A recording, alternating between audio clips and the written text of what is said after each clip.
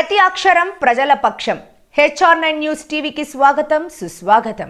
శ్రీ సత్యసాయి జిల్లా పుట్టపర్తిలో జిల్లా స్థాయి సమీక్ష సమావేశంలో పాల్గొన్న మంత్రులు సత్యకుమార్ యాదవ్, సవితమ్మ.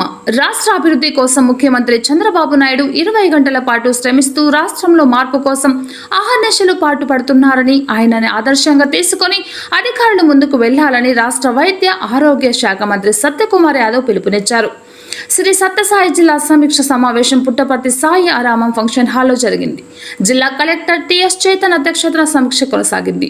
ఈ జిల్లా స్థాయి సమీక్ష సమావేశానికి వైద్య ఆరోగ్య శాఖ మంత్రి సత్యకుమార్ యాదవ్, బీసీ సంక్షేమ శాఖ మంత్రి సవితమ్మ, ఎమ్మెల్యేలు పల్లె సింధూరారెడ్డి, ఎంఎస్ రాజు, MP Parthasarathi, collector Chaitan, SP మాధవరెడ్డితో పాటు జిల్లా స్థాయి అధికారులు, పోలీస్ యంత్రాంగం హాజరైంది.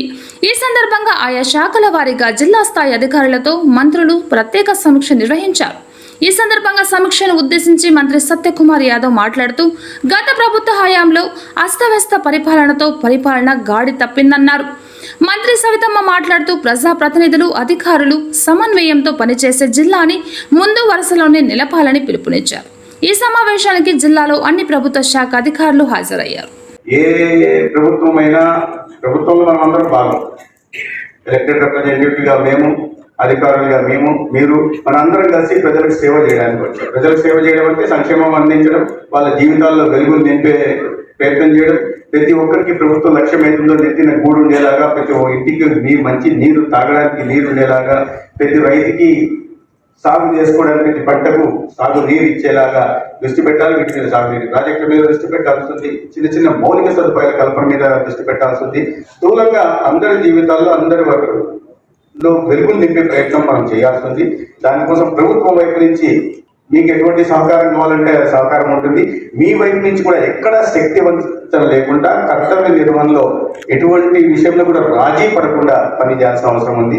అందరం ప్రభుత్వంలో భాగంగా ఉంటాం. అందరం ప్రజలు సేవ చేయడానికి వచ్చాం కాబట్టి ఏ లక్ష్యంతో మనం ఇక్కడికి వచ్చామో చేయాల్సిన బాధ్యత మనందరి మీద ఉంది. అందరం కలిసి చేస్తే ఒక ఆదర్శవంతమైన జిల్లాగా సత్యసాయి జిల్లాని నిలపడానికి అవకాశం ఉంటుంది. ఉన్న పరిమిత సంఖ్యలో ఉన్న వనరులను వాడుకుంటూనే, కేంద్ర ప్రభుత్వ పథకాలని వాడుకుంటూనే, రాష్ట్రంలో ఉంటున్న పథకాలని వాడుకుంటూనే, అంటే సక్రమంగా వాడుకుంటూ వీటిలో మార్పు తీసుకొచ్చే అవకాశం ఉంది. అయితే దానికి అందరి సహకారం ఉండాలి చెప్తూ, రెండో వైపు ఎక్కడ కూడా అలసత్వం.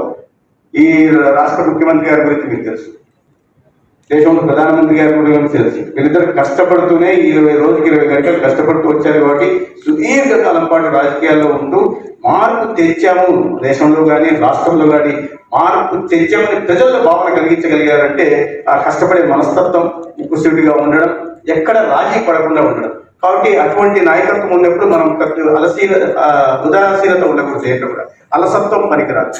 ఎవరి నిర్లక్ష్యం కారణం ఒక ప్రాణం ఖరీదు కాకూడదు అనే విషయాన్ని మనం గుర్తుపెట్టుకోవాలి. ఎందుకంటే